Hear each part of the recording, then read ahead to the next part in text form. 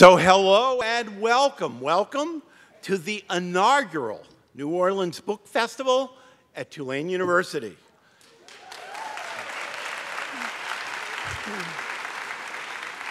Now, it's been 2 long years since we've been able to open up this entire campus to the New Orleans community, and what a moment to do it right now.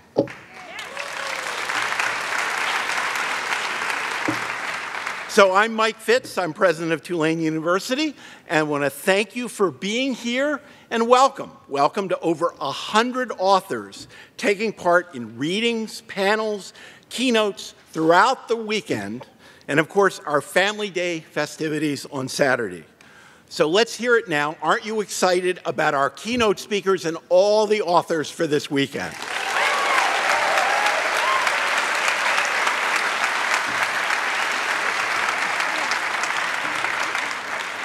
So if we think of this weekend itself as a book, we have our title, the New Orleans Book Festival at Tulane University. But the history of literature is riddled with subtitles, so I have a suggestion for one of our own. The New Orleans Book Festival at Tulane University, Mardi Gras for the Mind.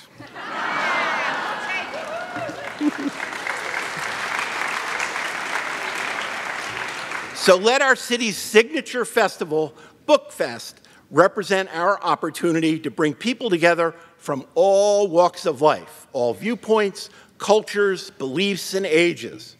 Now, one of my favorite aspects of Mardi Gras is the serendipitous encounters. Maybe your cell phone stops working in the crowd, but you don't care because it's the random run-ins, the conversations, and the laughs that stay with you forever.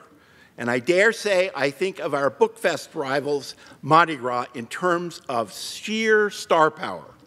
You're here for the star-studded conversations, like our keynote with John Grisham and Jenna Hager. You're here to listen and learn from Imani Perry and Eddie Glaude. And you're here to revel in really 3 ideas that are essential to BookFest and Tulane University: community, culture, and of course, literature. Each and every one of us have had their lives shaped in ways both small and large by the power of the written word. It's inescapable in the best way possible. I had my first aha experience with books when I was a child. Harper Lee published To Kill a Mockingbird in 1960. I'll let you do the math about how old I was then. So something changed in me after being captivated by the story of the Finch family and Boo Radley. Atticus Finch quickly became my literary hero, my moral North Star, and eventually the reason I decided to study law.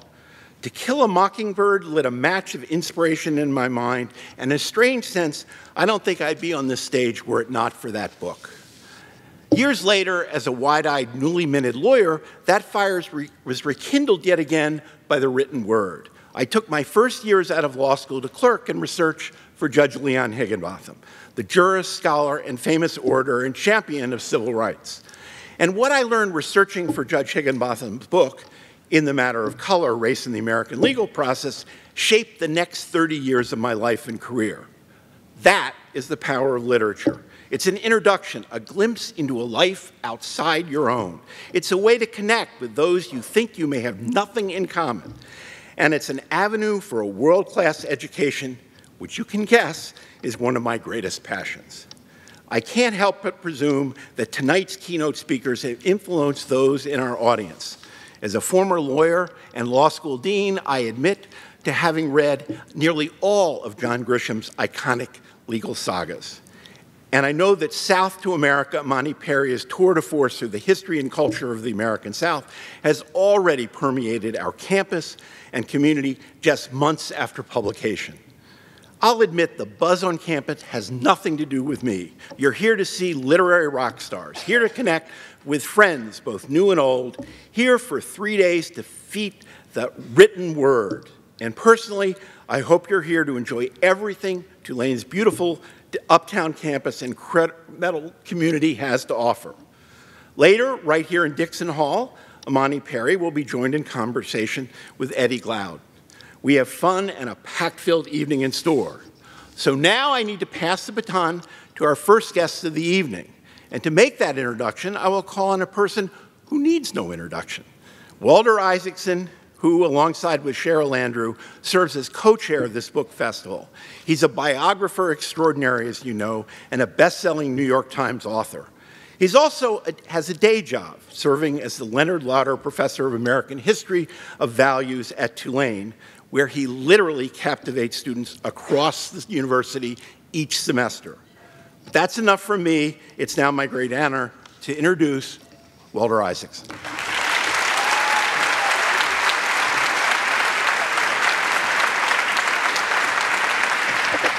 Thanks, Mike. Among the many reasons that I deeply admire and respect John Grisham are not simply because he is by far the best-selling author I have ever met in my life, that he has sold 300 million books, right? He has first printings that are 2 million strong. It's that he has real plots and not much pretense. And that's something we don't have much in the world today. We got far too much pretense in the world today. And that's not just his books, that's his person. He is a person of great humility and great generosity.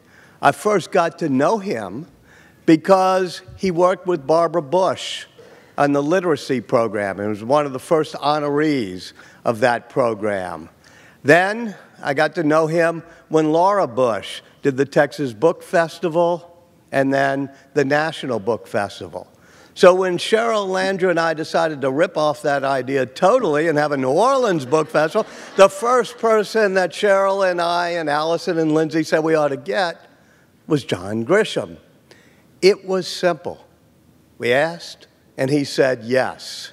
And the joy of it now tonight is that he gets to deal with the third generation of Bush family women. Jenna Bush, who has the spark of her grandmother and the intellect of her mother, which is a great thing to do.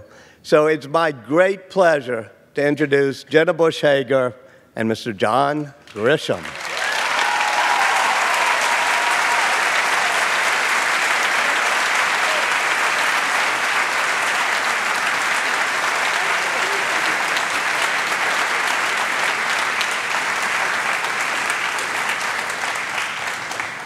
Thank you all, I hope you all can hear us, for being here today. New Orleans has just showed up in such a big way for us.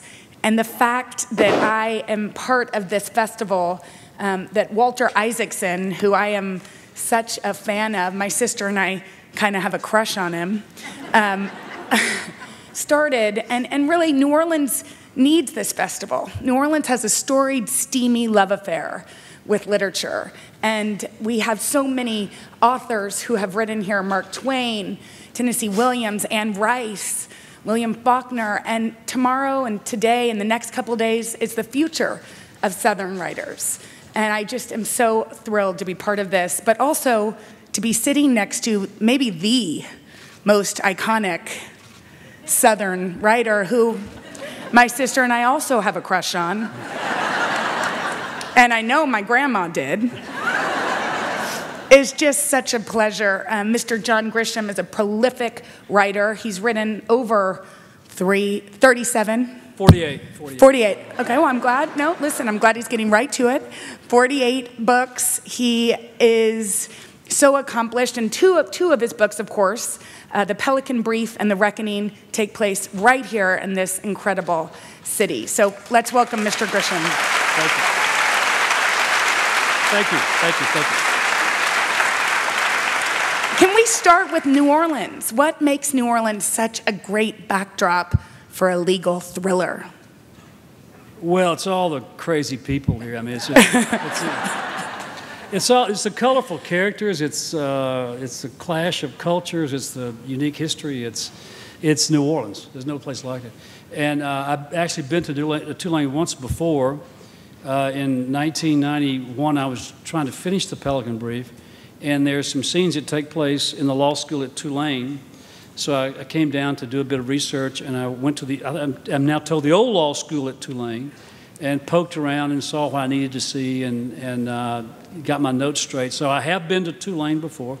I've been to Tulane, been to New Orleans to watch Tulane play football. My first trip here was a Mississippi State Tulane football game many years ago. So I've been here many times. I love New Orleans, especially in March, not so much in August. So, happy to be here. Yeah, and you shot, the Pelican Brief shot their film here, is that right? And did you, or is that false information? No, they shot about half of it here. And were you here watching Julia Roberts and Denzel Washington shoot? Oh, yeah. Well, Julia, yeah, not Denzel. I've never got involved in the movies, okay, because I don't know how to make movies, and I don't want to learn. That's not what I do. But they were always nice enough to ask me to come to the set to hang out for a few days, and we always try to do that, just to take the kids and enjoy it. But there's nothing more boring in life than hanging around a movie set, because it sounds glamorous and all that, but it's not. It's just tedious. And we got to meet the stars, and it'd be cool for a day or two, and then go back home and never see them again.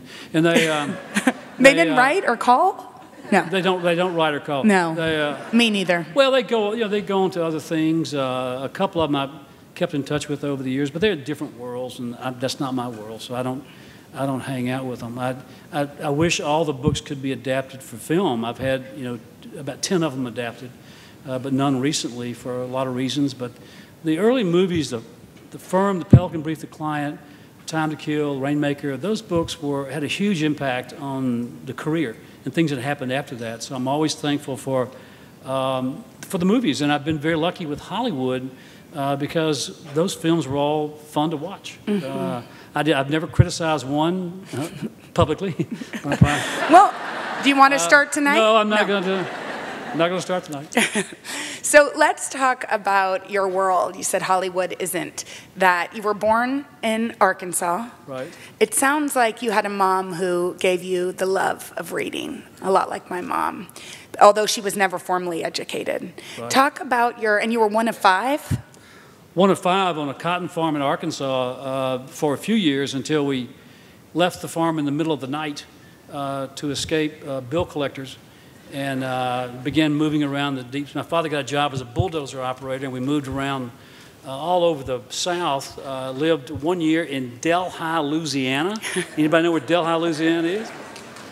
Up close to Monroe. My second grade year was at Delhi, so I did spend 1 year in Louisiana, but mainly Arkansas and Mississippi as we were, getting educated. And it was a wonderful childhood. We had a good time. My mother never liked television. She didn't believe, her entire life, she never liked television, but she loved books. And we would move to a new town. And the first thing we did, and so these towns are tiny, we would join the First Baptist Church. The first Sunday we were always there. Then we would go to the library and check out the library, and we could gauge the quality of life in any town by how many books you could check out each visit, each week. And it may be 3 in this town and 5 in that town, but it was a big difference. We'd take a stack of books home, all of us, and pass them around, read them. Our mother read to us, and so I grew up with this love of reading. I never thought about writing books, but I've always loved reading. You didn't want to be a writer as a kid? I was going to play professional baseball, football, or basketball. I wasn't sure which one it was going to be. It was, that was my childhood dream, like most kids, and it took a few years to realize there wasn't much talent. So I tried to play baseball in college. It didn't work out. I kind of drifted a while in college and finally found my traction and went to law school. And even then, I never dreamed of being a writer. It wasn't something I planned or thought about or even studied. I never took a course in creative writing. It came later in life when I was about 30 years old. I was in a courtroom one day in my home courthouse in Hernando, Mississippi, and witnessed a trial that was very, very emotional and dramatic. And I was not involved in the trial, but I was kind of like a courthouse rat. I was always hanging around the courthouse watching good lawyers try their cases because I wanted to be a big-time lawyer. And I saw this scene in the courtroom that I didn't really realize it. And as so often happens in life, I did not realize at that moment that it was going to change my life. but it inspired me to create this courtroom drama as seen through the eyes of a young, idealistic attorney in a small town in Mississippi, and wanting the big trial, the big courtroom case, and that's how this story got started. And after obsessing with it for several months, I wanted to say, okay, I'm going to see if I can write this. And late one night, Renee had put the kids to bed, and I was up late, and I took out the old legal pad, which I always had in my briefcase, and scribbled chapter 1. What do you do now? Here's chapter 1. Let's start writing. And that's how Time to Kill got started. I mean, that is incredible. And what I think is even more incredible is your tenaciousness and your dedication, because I actually didn't know this was true, but you couldn't sell it. You got rejected a lot. Oh, more than that. Yeah. More than a lot? More than a lot. It was turned down by the first 14 or 15 editors and about that many agents. Back then, you could submit, this is long before the internet, you could submit to editors at a publishing house or an agent. Nowadays, it's all agent. But I was going through that routine. I had a list of agents and a list of editors, and we were crossing them off, and I would send off 4 or 5 submissions to New York, and they would send them right back with all these letters saying, get lost. And I kept those letters, by the way. I got every letter. Did you frame them anywhere? No, I'm not that vindictive, but I'm a little bit mean-spirited because I kept them. But for old time's sake. And then finally got a phone call from an agent one day. He said, I'd like to represent you. And that was the first of many magical phone calls from New York. And I sent the book to him, and it took him a year to sell it. All the people who had told me no told him no, and made the rounds again. And finally, a small, unknown, brand new publishing company in New York bought the book, and they published it in 1989. They printed 5,000 hardback copies, and I bought 1,000 of them. I did. I didn't have any money, but I had more than my publisher. And I was gonna try to sell the books and make some money off royalties, and had it all figured out. And none of it worked. The book flopped everywhere, and we couldn't give them away. So and by the way, you think he's kidding that he bought the books, but he's not. He bought the books, and you sold them out of the trunk of your car. Yeah, yeah. Most bookstores didn't have time for an unknown writer, and I get that. So I would go to libraries in small towns in Mississippi. The smaller the town, the bigger the turnout with, punch and cookies and ladies and friends of the library. And a real writer was coming to town. And so I'd sell 10 or 15 copies, in tiny towns in Mississippi. And after 35 libraries, I finally sold almost all of the Time to Kill. And I kept a few copies. A pristine copy today is worth about $4,000. And so at one time I had 1,000. So do the math. Are you selling those on eBay, or you give them as gifts? You know what? I gave your grandmother one. You did? I give it. You hadn't seen it yet, right? I'm like, wait, why didn't I ask for that in the will? You'll probably never see it. Your father's probably hiding it. I save it for special occasions. For special occasions, special people, I'll send them a copy of the original Time to Kill. And so the book was didn't do anything. And then 18 months later, the firm came out, and it found a market real fast. It found an audience real fast. But I mean, what do you think the difference was? Timing? No, Time to Kill is tough to read. It's tough to write, tough to read. And there was the publisher who had no money for promotion, and it just didn't work. That's publishing. Sometimes books work, and sometimes they don't. Sometimes books that are they're expensive and paid a lot for, and they're hyped and they're pushed, they flop. And then sometimes a book that nobody has ever heard of, Where the Crawdads Sing, came out 3 years ago, never heard of, still selling, okay? That's publishing. It happens all the time. It's wonderful. It's what makes publishing work. But it just, the firm came out at the right time, and it had a lot of buzz behind it, a lot of PR, and it made a big splash. And people read the firm and realized there was a previous book, another book. And they tried to buy the other book. Well, the first publisher couldn't get any more printed because they weren't, anyway. So we finally convinced Doubleday to buy the rights to A Time to Kill and print some books, okay? And it started selling very well. And then when the other books came out rapidly after that, and then the movies started coming. The movies started coming real fast in the early 90s, and life got real crazy.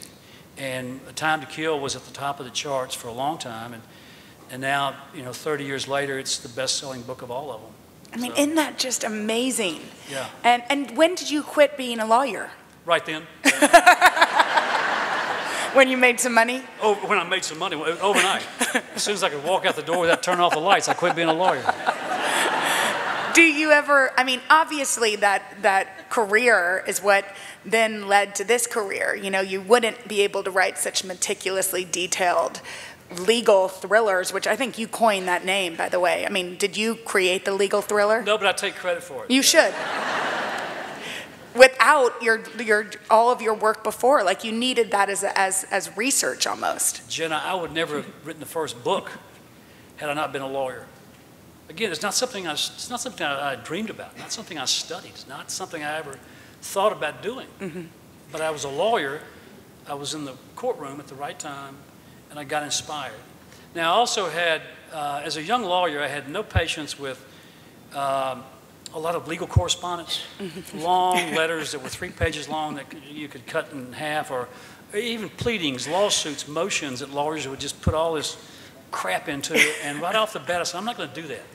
I love John Steinbeck because he writes clearly and forthrightly, and you know what he's saying. And I always, when I would write legal stuff, I would always say, be as clear as you can. Let your reader know what you're talking about. Unlike Faulkner, and a lot of people, we have no idea what they're talking about. Oh, I like Faulkner. We're going to talk bad about Faulkner in New Orleans? Well, jeez. He's dead. He's dead. He can't sue me, okay? He's dead.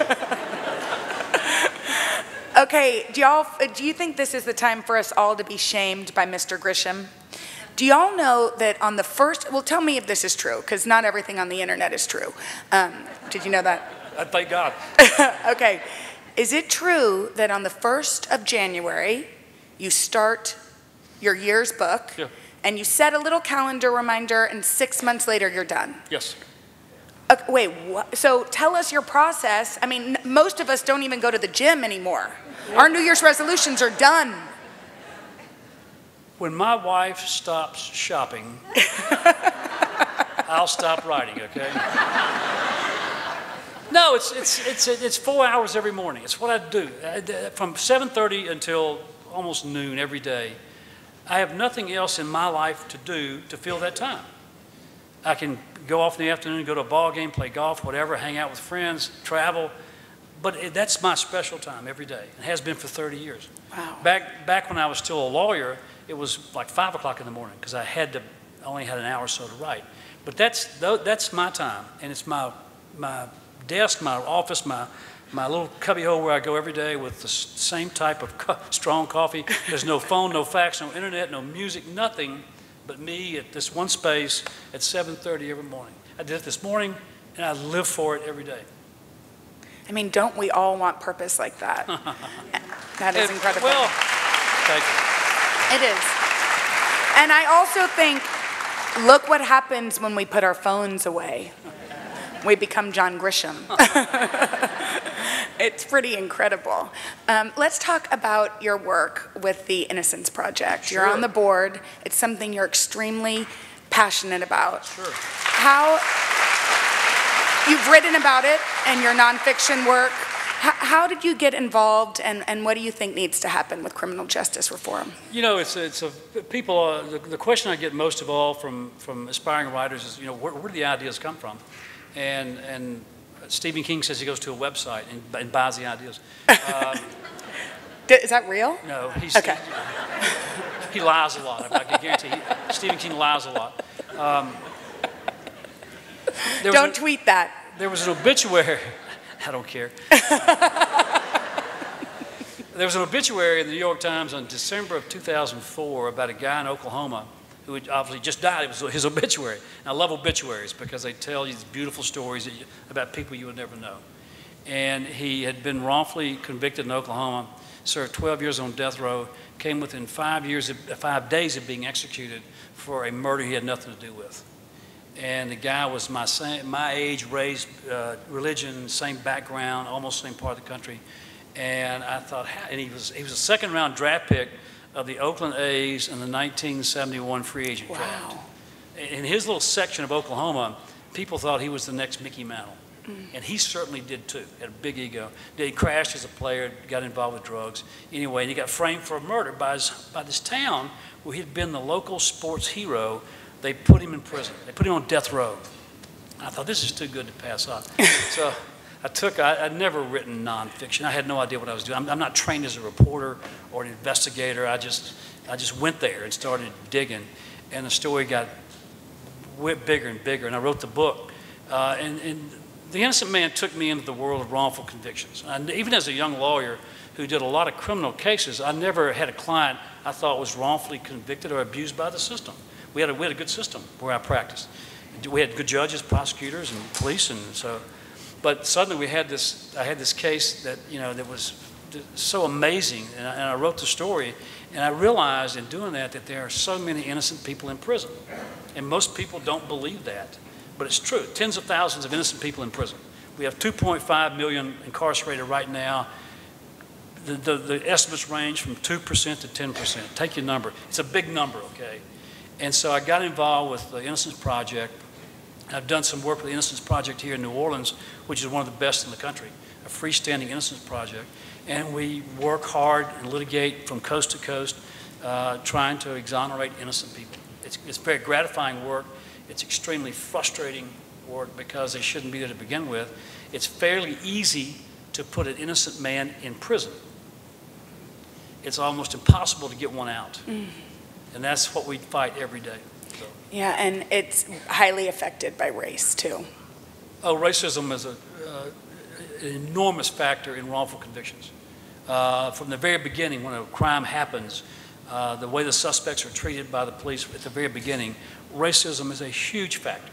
Then you have things like false confessions and bad identifications, junk science, bad defense lawyering, misconduct by the prosecutors, misconduct by the police, on and on and on. All these factors come together in these cases, and every wrongful conviction could be prevented if we would just change the rules and make the convictions fair. And what I tell people all the time is when you send an innocent person to prison, the real perpetrator's out there. Yeah. We have documented cases that make you sick about serial rapists who were not caught because they caught the wrong guy, who kept on doing their crimes. And those, again, these things get me fired up. And I keep telling myself I should write these stories because they're so good. Every wrongful conviction is a fantastic story from a storytelling point of view because of the suffering, the loss, the waste, the injustice, all these things that go into great storytelling. Where you have injustice, you have or conflict or corruption, you have great fiction.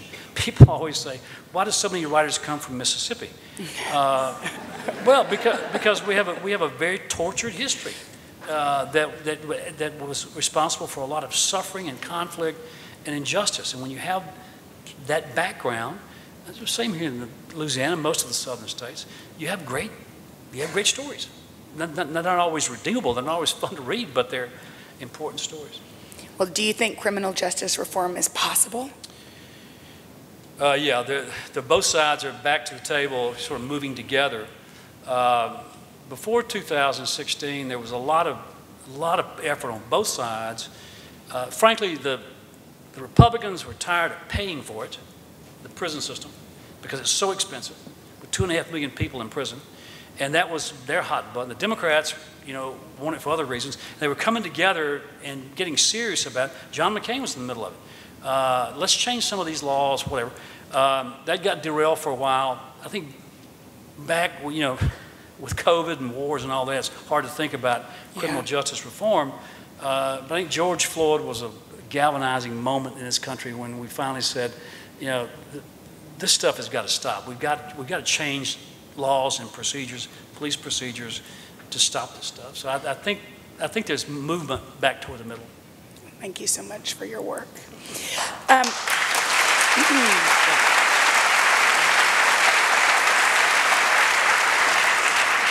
Let's talk about reviews, because I read somewhere you don't read them. And in a world where, you know, people get rattled from the top down with every little tweet, it's kind of amazing to be so grounded in your work. I mean, is that true? You don't read a review? As a general rule, I don't. I don't read reviews, and I don't tweet or do social media, so I stay away from all that stuff. I learned a long time ago, I wasn't coughing until I started drinking water. Yeah, exactly. That's always a mistake. I don't touch the water because either. Can I have a cough drop? Have a cough drop. Take your time. I hope some of y'all will come to our Read with Jenna panel tomorrow at 9 a.m. That's just, you know what? I just was going to plug it in there and give my man a little space. You know what I mean? Tell me when you're ready. I can continue to do a little. No, the thing about reviewers, they, you know, you can read 10 good reviews and feel pretty good, and you read one bad one, you would kill somebody. Okay, so you just say, just don't read them. They're just somebody's opinion, and most nowadays primarily with popular fiction as opposed to literary fiction. And you think you're popular fiction? God, I hope so. Please don't call me a literary artist. Those guys don't sell, okay? Well, I know a couple that have sold, but anyway, yes, okay. Reviewers there's so few reviewers now. There's so many, there's so few papers and magazines that actually review books, unlike 20 years ago, 30 years ago. And so there are not a lot of reviewers, and you reach a point to where Tom Clancy once said, "Thank God I'm finally review-proof. They just leave me alone." And Stephen King feels the same way. You reach a point to where they're not going to bother you, and if they do, who cares? Has there been anything that you've ever read that kind of stuck with you? You can learn from a bad review. And years ago, I read a couple reviews that kind of stung, but I thought probably had some merit. I won't tell you what they said, but they, one guy years ago said he was overly critical of the chamber, and he said something like, it would be interesting to see how good Grisham could be as a writer if he would just slow down and try. And I tend to work too fast, okay? I took that as a shot, but also there's some truth there. So I remember that one. I don't remember many of them. But you didn't slow down, did you? No, I didn't slow down. You might have tried.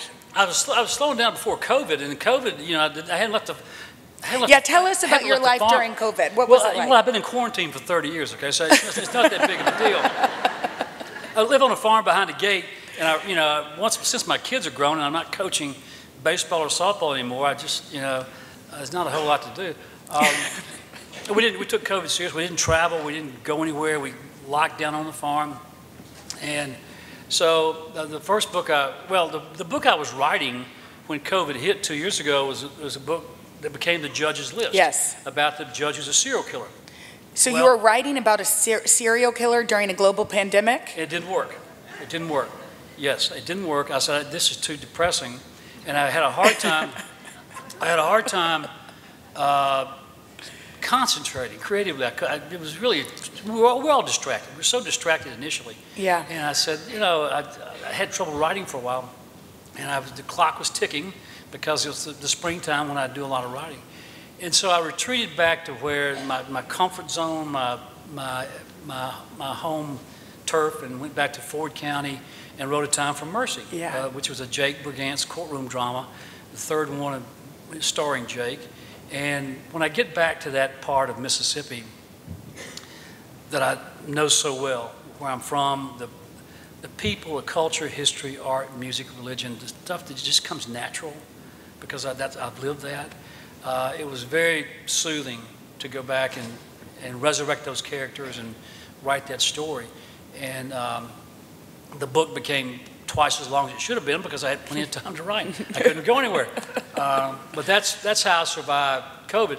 Once that book was done, we'd settle into the routine of, living with in a pandemic, and I wrote The Judge's List. It came out last fall, so. You went back to the serial killer.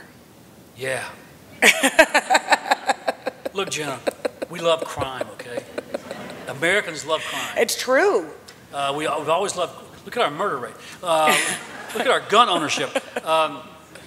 You go back to Raymond Chandler in the 1920s, and some of the great writers have been but really good crime writers. And I love reading crime, not true crime, but that's some of my favorite writing, and it's extremely popular, not just here but around the world. Lucky for you. Yeah. Right? So you might still be practicing law. Yeah, please don't say that. So The Judge's List is about a serial killer. When you're researching, a novel like that, what exactly do you do? You go to Google and you type in American serial killers, and you start there. I'm not kidding. Do you have bad dreams? Oh, no. It's all, my world's all fiction. But when you start reading about serial killers, you can, the research can go on. And there have been so many books written about Ted Bundy. Yeah. And, the Boston Strangler and, Jack the Ripper. And that's how I read. I do this. I read dozens and dozens of books, and it turns into a project. And I thought, that's in the history of this country, as far as I can tell, no sitting judge has ever been accused of murder. Everything else, robbery, sex, you name it, they've been accused of everything, but not murder. There may be one. I missed it. I couldn't find one. I thought that's how a story starts. So you have a unique idea of something that hasn't been done yet.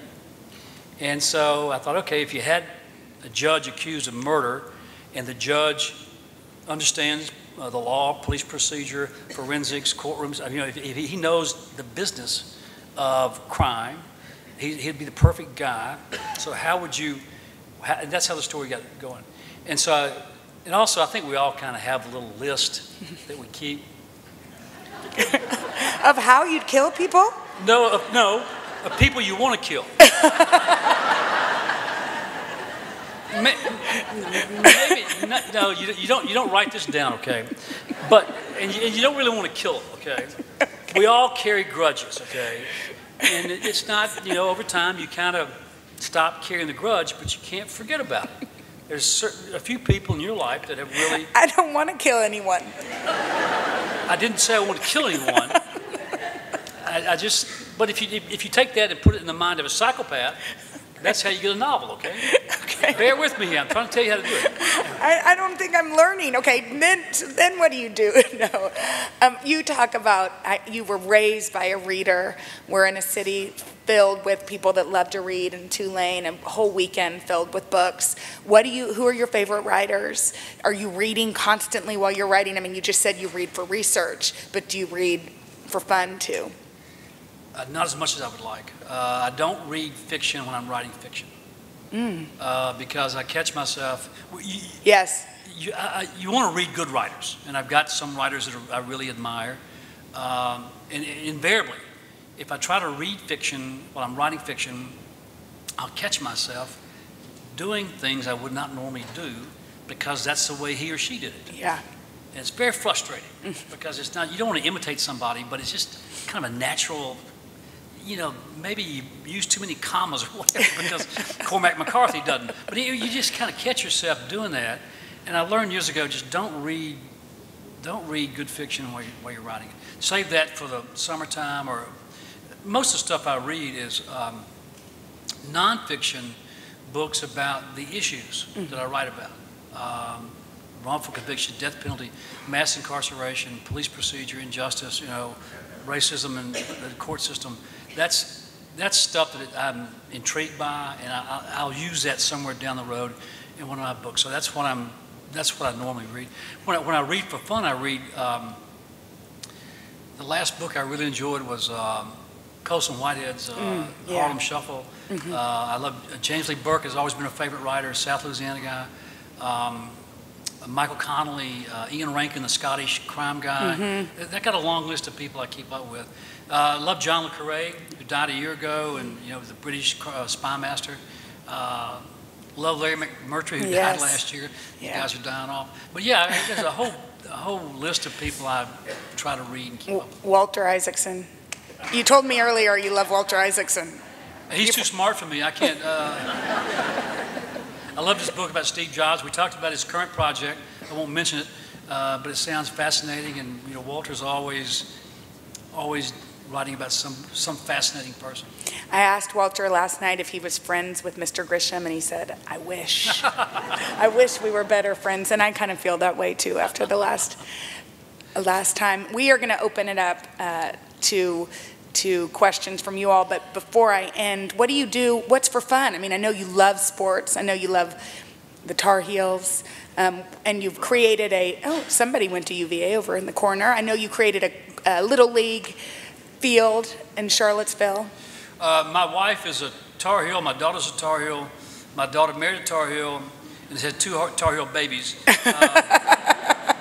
They live in Raleigh, where they should live. We're in Charlottesville, 3 hours away. My son went to UVA and then went to Ole Miss Law School. He practiced law in Charlottesville. He married a UVA girl from a UVA family, so we had all this family conflict going on. The wintertime from November through now, it's ACC basketball. We have season tickets to the UVA home games in Charlottesville and season tickets to the Tar Heel basketball games. I went to Mississippi State, okay? I'm not getting in the middle of it, okay? So anyway, there's a lot of sports, a lot of basketball. We've been to regionals, Final Four. That's a big part of our world in the wintertime.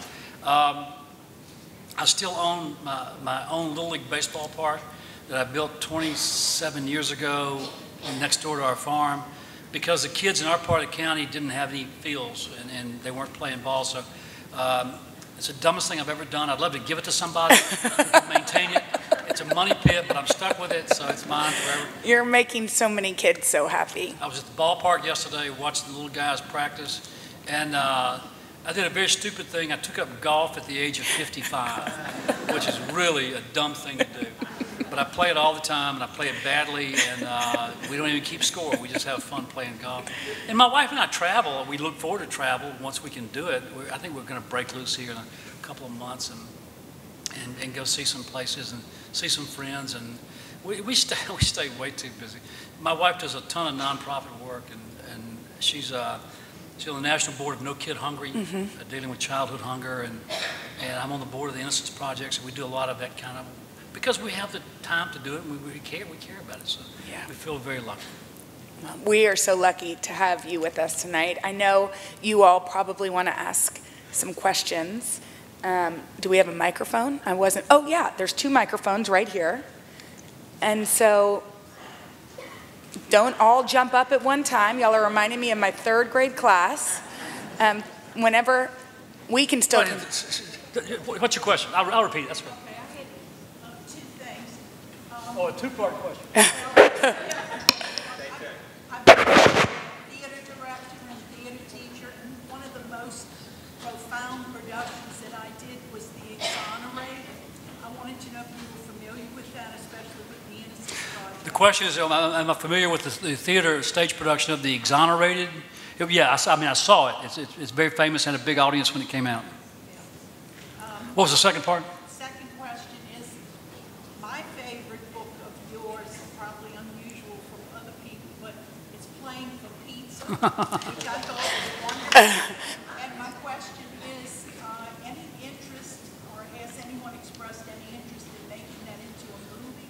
Because I think it would be a great movie. Thank you. She's very nice. She said her favorite book is Playing for Pizza, and is there any interest in making the movie? Playing for Pizza was perhaps my favorite book to write. Will you tell us a little bit for those that didn't? I mean, I've read it, but for those that didn't read it. It's a story of a 3rd-string NFL quarterback who finally meets the end of his career, and he has no place to go, and he ends up playing for a team in Parma, Italy. There's an American football league in Italy. I didn't know that. And it's real football. It's big, tough Italian guys who just love to beat each other up once a week, in football. And each team could have like 3 players, the quarterback's always, 3 Americans, the quarterback's always an American, the linebacker to run the defense, and usually a little running back that nobody can catch. And so that's the 3 Americans per team. It's fascinating. I fell in love with it. And that was how I set the novel there. And in writing the book, this is where the research really gets to be fun. I spent a lot of time in Italy, eating all that food, drinking all that wine, sampling all of it. My guide, my driver who was taking me around, was a former Italian football player and also a chef. So he knew all the restaurants. Wow. I got in free, I gained 15 pounds in a month, but it was wonderful. But it was a lot of fun. There's been some movie interest over the years. We've had 2 deals come and go, some option deals that didn't go through. Nothing in the works now. Yes, ma'am. Mr. Grisham, first of all, my favorite book you wrote. I'm sorry, and you're next. Okay, yeah. Sorry, we have 2 people lining up. But then, or you want to do Who's this? in charge? Who's in charge? Well, I thought I was the moderator. I'm sorry. I'm sorry, you are the moderator. I'm sorry. Hang on. We'll come back to you. We promise. Will you go ahead? What's going on, Mr. John Grisham? I'm James Ferris, and so I'm actually an author too. And with one of my other friends here with me, who's also an author. I published like 1 or 2 books. I have more that are coming out. They're with a small press. I know I went to Ole Miss. Like the stories are kind of similar to ours. I'm from Louisiana, like around here. Now I'm working my day job, like as a stockbroker and stuff like that. I'm sure there's a question in here somewhere. Yeah, it is. So where would you say to go? My books, trying to take them off, like you're saying about yours, how it just started to create momentum.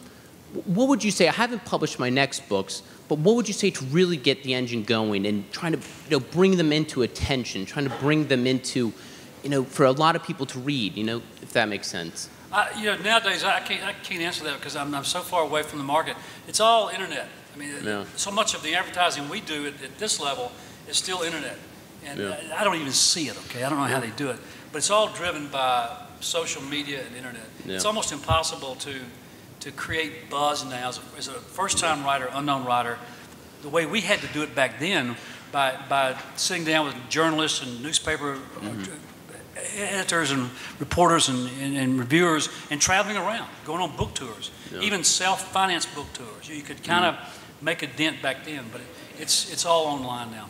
Yeah, I agree. Good luck to you. Thank you. Hi, I'm Juliet Adams. I'm a sophomore at Tulane, and maybe I'm speaking for some fellow Tulane students, but I was just wondering, from a great author like you, what books you would recommend to us, because we are such busy students, but I'm trying to get into reading more. And you did mention Where the Crawdads Sing. Love that one. But I was thinking, what books would you have in mind for us? Yeah, it's a tough question because popular fiction is a huge menu. There's so much to it. One book that probably gonna make you laugh. One book that inspired me as I was writing my first novel was The Confederacy of Dunces. Yeah. Set here in New Orleans. And, it's really a strange story because after John Kennedy Toole committed suicide in Biloxi because he couldn't get his book published, my first editor at Doubleday was working with Toole trying to get Dunces ready to publish. And he was very difficult to work with. It didn't work out. So that's one of my favorite books, and it has a superb New Orleans flavor to it. Thank you. Now, sir. Okay, she's allowed. I'm sorry, I have to break it line. No, you're allowed. Thank you. I was telling you that my favorite book of yours is actually the Testament. I read it a lot. I don't know why, it just moved me. But my question is, say you do your research, do you have a team at all that helps you with it? Because you put out a lot of books. She asked if he has a team. She also said she liked the Testament. Oh, sorry, I forgot the first part. I thought they heard that part. Most important her part. favorite book is the Testament, and she reads it often. No, I don't even have a secretary. I have not had a secretary in like 10 years. I don't want to staff. To me, staff is a dirty word. I don't want people involved in my life. occasionally, if I need legal research, we live in Charlottesville, University of Virginia. They have a top 10 law school, and they get these incredible kids who come in there and just, they're rock stars. And I have a professor there, a friend, who will recommend a kid or a student who will do research.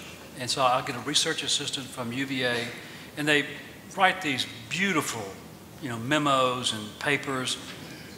And I'll just scratch your name off and put my name on it and stick it in the novel, and people think I'm a legal genius, okay?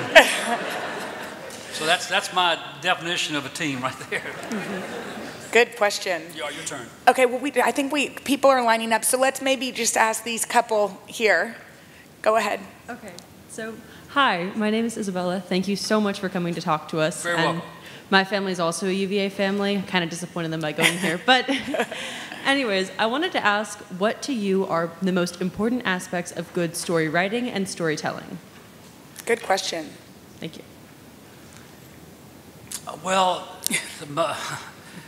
to me, the most important aspects of writing, and again, I'm writing popular fiction, so I'm writing to entertain.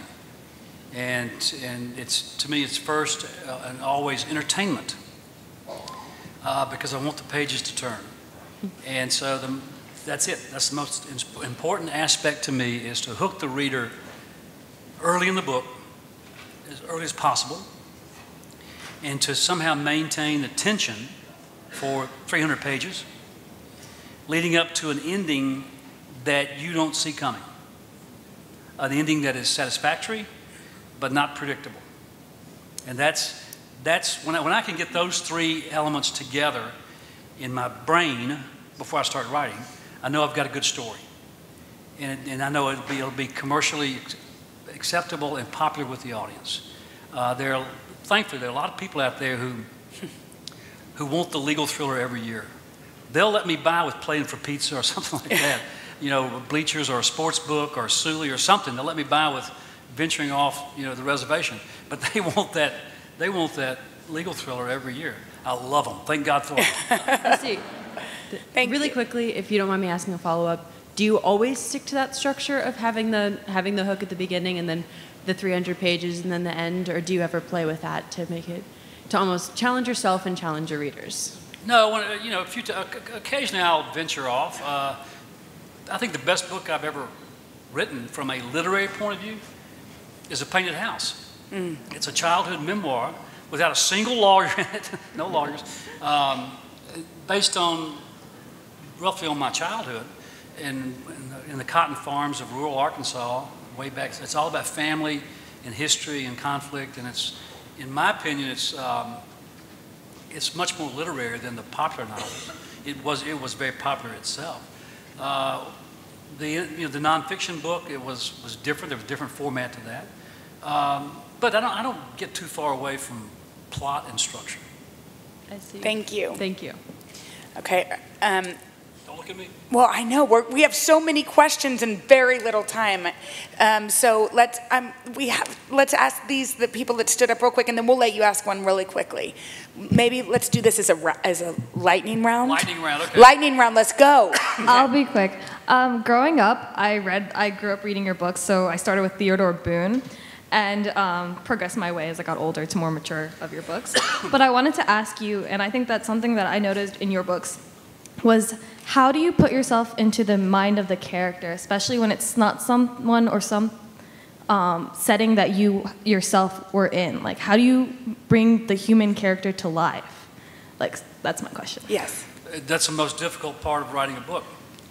So how do you do it? What's your voice? What's your strategy? Well, with Theodore Boone, he's a 13-year-old kid, and that was a long time ago.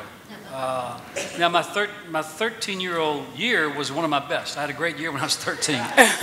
All my years have been good, but 13 was a special year. It was the last year before you go to high school and that kind of stuff, and I just kept thinking back to what it was like when I was a 13-year-old kid. When I write, this is when I get in trouble, when my protagonists are women, my wife has always said, your female characters really suck because I said, well, I can't think like a woman. How am I supposed to do that, okay? So we have these bickering fights back and forth. It's a huge, you kind of have to just dive into that person and try to think differently. How would they react different from you in a certain situation? It's a huge challenge. Thank you. Okay, y'all quickly. Well, that was lightning round. Yeah, Sorry. lightning round. So skipping Christmas, I laughed until I cried. Have you ever skipped Christmas? Have you ever skipped Christmas is the question. She laughed until she cried. No, I've never skipped Christmas. I want to every year. That's where the story came from, but it's never going to happen. Not with my wife. Yes. All of your books that I've read are very relatable, and I find them extremely inspiring. How do you continue to find stories that all of us can relate to and want to see the hero in the story? She said that all the books are relatable and inspiring, very inspiring, and how do you make the hero relatable and you want to see them succeed? Stories all relate to what you're going to read in the newspaper tomorrow, okay? The stories are all about the headlines. For example, for 10 years now, I've been wanting to write a book about the opioid crisis. But it's so complicated. It's in the headlines today. It's in the headlines, for years. I can't get that story together. I just cannot piece it together. There's so many stories about the criminal justice system. There's a looming execution in Texas coming up. A lady in Texas is about to be executed. And she more than likely did not commit a crime. There was not a crime, but she's probably going to be executed. Well, those stories, are there. You're going to read about that. That's why it's relatable. That's where I troll every day looking for ideas. Okay, we'll do these really quickly. I think these are the last three. Sorry, everybody. Go ahead. Do you have any tips for when you get stuck on a book or you're dealing with writer's block? Writer's block. Yeah, I've never had it. I'm not being flippant. I've just never had it. And one reason I've never had writer's block is by the time I start a book on January 1, I have an outline for that book that I've worked on for months, maybe years. And it's chapter 1, write a paragraph, chapter 2, write a paragraph, chapter 3, all the way to chapter 40. And when you do that, and that's not any fun, to be honest, when you do that, you see the whole story, you see what, almost the entire story, you see what subplots you may not need, or you do need, or you can see that it's there. The characters, you can't outline everything, you don't want to, because these surprises are always fun. But people get writer's block because they get a great idea, and I know veteran writers who do this. Get a great idea, can't wait to start writing, burn up 100 pages, and stop because they've written themselves into a corner and don't know how to get out or how it's going to end. And that's just too much work for me. And so I don't go there. I don't start writing until I know one of my favorite rules. Never write the first scene until you know the last scene. I met John Irving in, it's the lightning round, right? I met John Irving. We want to hear, but. I'm in no hurry. Okay. I met John Irving in Toronto, one of my favorite writers, and I asked him a question. I said, is it true you said you write the last sentence before you write the first? He said, that's true. I said, I'm not that smart. But I know the last scene before I write the first scene. Wow. Super interesting. Thank you. Oh my gosh, I'm short. Hi y'all. Hi. That was actually the question I was gonna ask. Oh, well, that's okay. But I just want to say hi. Y'all are really cool. I'm also from Dallas too. Oh, well, yeah, awesome. I live really close to your dad's library. Oh, great. Well, I hope you'll go and visit. Thank you so much. Hi, my name is Ian. I want to thank you, first of all, for coming to talk to us. I really enjoyed the conversation. So my question is about your work with the Innocence Project and then how that translates into your writing career. I know you just said that you write with goal number 1 being to entertain, but is goal number 2 to kind of make people feel a certain way? Like when you write a book called The Innocent Man, was that like in the back of your mind the whole time, where you're like, I hope the people who read this come away with this, or Sure. you just want to expose them to kind of Great question. I write 2 types of books, okay, now, these days. I write a book like The Judge's List, which is just, pure entertainment. There's no real social issue, no real injustice issue in that book. It's just old-fashioned. My wife says, just get off the soapbox and write an old-fashioned thriller.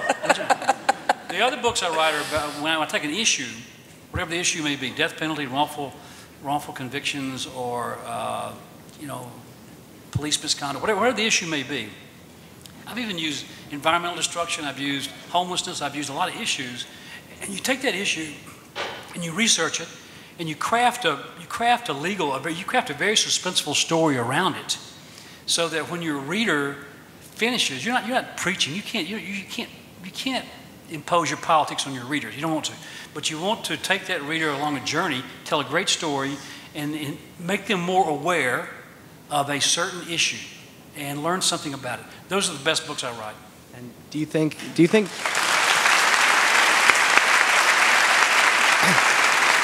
Sorry, quick follow-up. Do you think that your readers come away with that kind of idea when they read your books?